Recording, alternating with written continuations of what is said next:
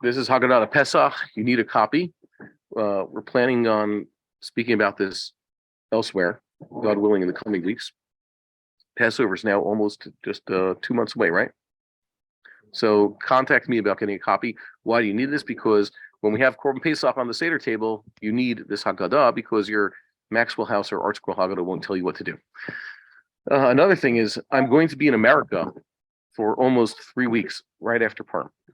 And I'm looking for places to speak. We have a few places lined up and they'll be announced soon. Enough time for those of us in America at least to be able to join us. Some of them are going to be on the Sabbath. So if you need a way to be there where we're going to be speaking on the Sabbaths, please contact me and I'll try to help you. But if you want to have us join you for a speaking engagement wherever you are in America, by us, I mean me or my wife or the both of us. So once again, please contact us. There'll be contact information, I guess, under the description of the video, or look for our websites or contact the Machon Shilo office at machonshilo.org. Okay. We'll straighten that out afterwards. And we're looking to make a mock Seder to show people how to use Haggadah Pesach. So I'm thinking that perhaps maybe just 2 or 3 weeks from today, that'd be a good time to do it. Or perhaps the Thursday before Passover, just a week before Passover, but I think it'd be better to do it sooner rather than later. And we're looking for a venue in Jerusalem, or we could just do it here, which might be kind of fun. So if you're interested in participating, please tell me. Okay, that's a word from a non-sponsor. Let's see, Shir HaShirim. You ever see anybody read Shir HaShirim on Passover at the Seder? When according to, I think it's Masechah Sofrim, which is basically Minhag Ashkenaz, when do we read Shir HaShirim? On Passover. Yeah, it's basically the Shabbos that is Pesach. That's at least in Eretz Yisrael. In America, in Chutz La'aretz, what they do is, let's say the first day of Passover is Shabbos. That means the last day, the 8th day, is Passover also. So which of those 2 days? So they do it on the last day, the 8th day. Whereas our school says they formulated this. It's read on Shabbos Chol Hamoed. If there is no Shabbos Chol Hamoed, it's read on the 7th or the 8th, whichever day is Shabbos. So we have it that here in Eretz Yisrael, you end up, if it's the 7th day is Shabbos, like what happened 2 years ago, so that's fine. Everybody's reading on the same day. But here they read it on the first day, if it's Shabbos. That surprised me. I should have thought about that. And the question is, why do we read Shir HaShirim on Passover? Shir HaShirim poeticizes the love between God and Israel. The way, let's say, many Mefarshim have it, it's between Klal Yisrael and God. Klal Yisrael, Jews in general, the Jewish people. Whereas Rambam seems to talk about in Hilchos Tshuva, I think it is, he says that it's a mashal for love of God, that a person individual who really loves God. That's what it's an allegory for. So I read the Song of Songs. Thank God. I looked through it before. I even got to one time read it on off of Klaf on Shabbos Chol Hamoed.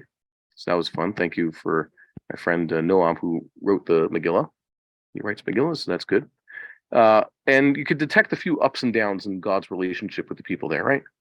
A few ups and downs. I'll give you just examples that psukim that, Se'enarenu benot Sion b'melech Shlomo. Okay, daughters of Zion, go out and look. Melech Shlomo ba'at Rasher itaral lo imo b'yom chatunato b'yom simchat libo. You could see the crown that his mother made for him the day he was really happy. What? It was his day of his wedding and the day of his heart's rejoicing. So Chazal say those are metaphors for what? The giving of the Torah.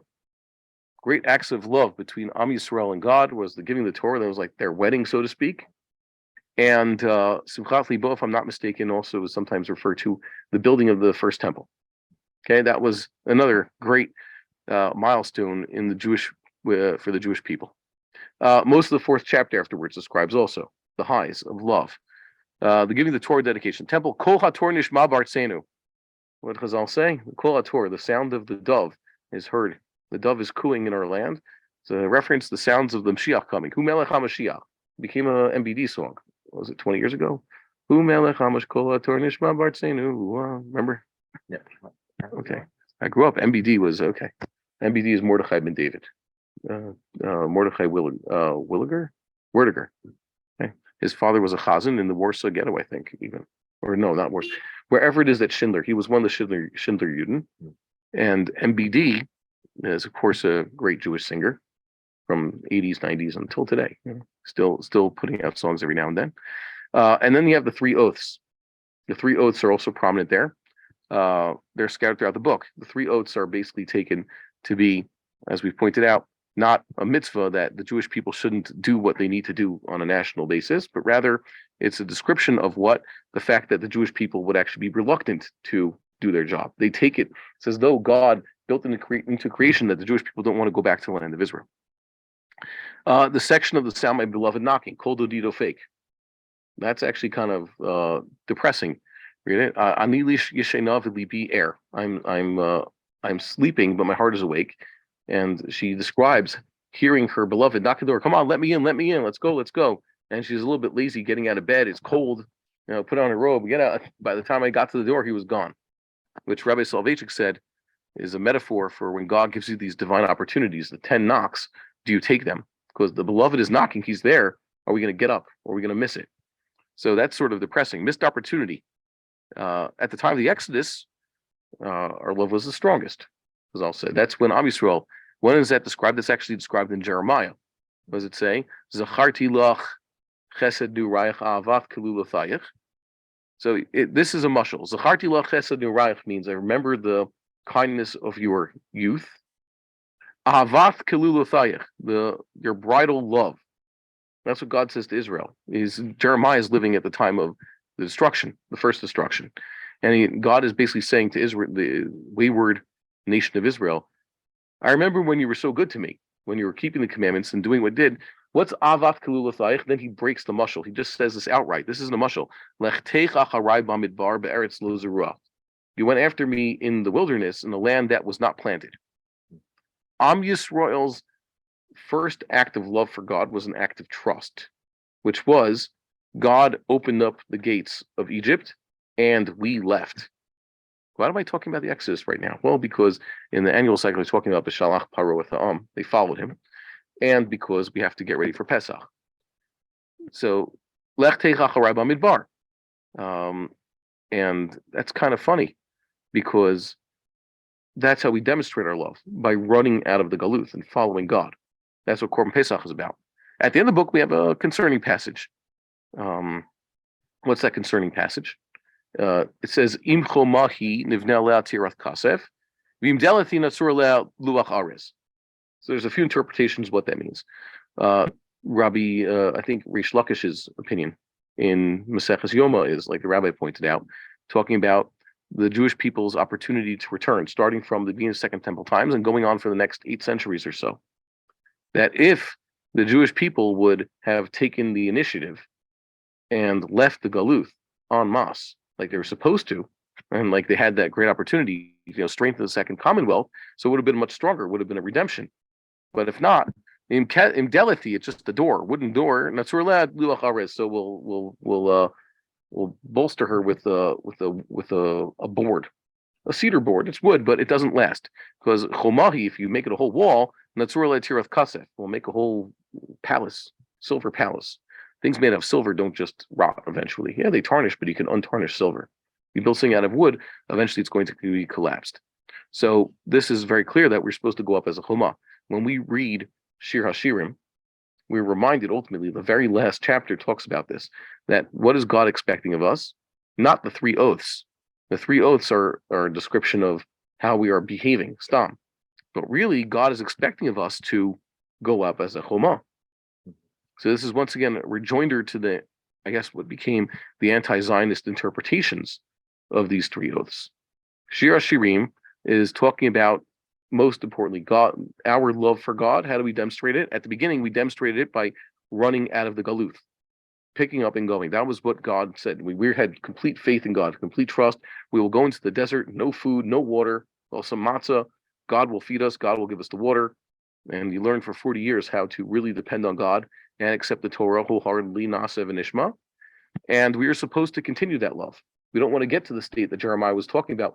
Where are the old Jews, the Jews who had so much trust in God and would just do whatever he said? We have a big problem. We read the Torah, and I like to say that they call these half Jews. Oh, they're 100% Jews. But sometimes we say, yes, I want to keep the Torah. I will go to pray in the morning. I'll put on my towels and tefillin and I'll give tzedakah. But then God tells you the mitzvahs which we're a little bit more uncomfortable with. The ones basically conquer a land. Go conquer a country and make your own state there. Just like it was hard for the Meraglim and their generation, it's hard for us too. Once we get to the things like, oh, that I'm not going to, that's impractical. I can't do that. Even when we're running a state of Israel today, there are certain things that God wants of us, and there are too many who say, no, that ain't happening. Like that's something we can't do. Like I said, judicial reform. There's obviously things wrong with the court. I do not agree with anybody what anybody's trying to do. Yariv Levin and his reforms are all the people speaking out against it. The people speaking out against it are wrong because they're trying to uphold a system that's wrong. And Levin's wrong because he's trying to put into a system that's not the Torah system. So what does it help me? No one represents my views, and no one's trying to advocate for what the Torah says we should do. So what does it help? And that's what God's expecting of. He's wondering, when are the Jewish people going to show their love for him? He shows us his love all the time. It's been raining. What happened? I described to someone in Klutzlars. What happened? Well, he told us it wasn't raining enough recently. So they told us to pray, and we prayed, and God gave us rain, thank God. And now it hasn't stopped raining. And it doesn't look like it's going to stop. So that's good. We're going to catch up. So God loves us. Do we love him as much as he loves us? What's anwehu mean? What does Uncle say? Hold on one second. Someone's joining us. Ze'eli wanwehu. This is my God. I'll build a base and make this for him.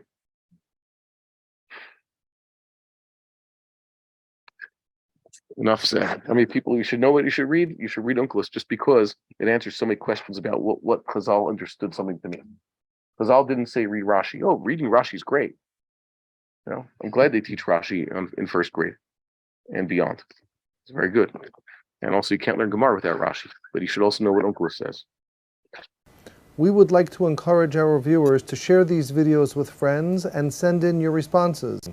If you would like to obtain Birkon Nusach Eretz Yisrael or invite the rabbi for a speaking engagement, please email us at office@machonshilo.org.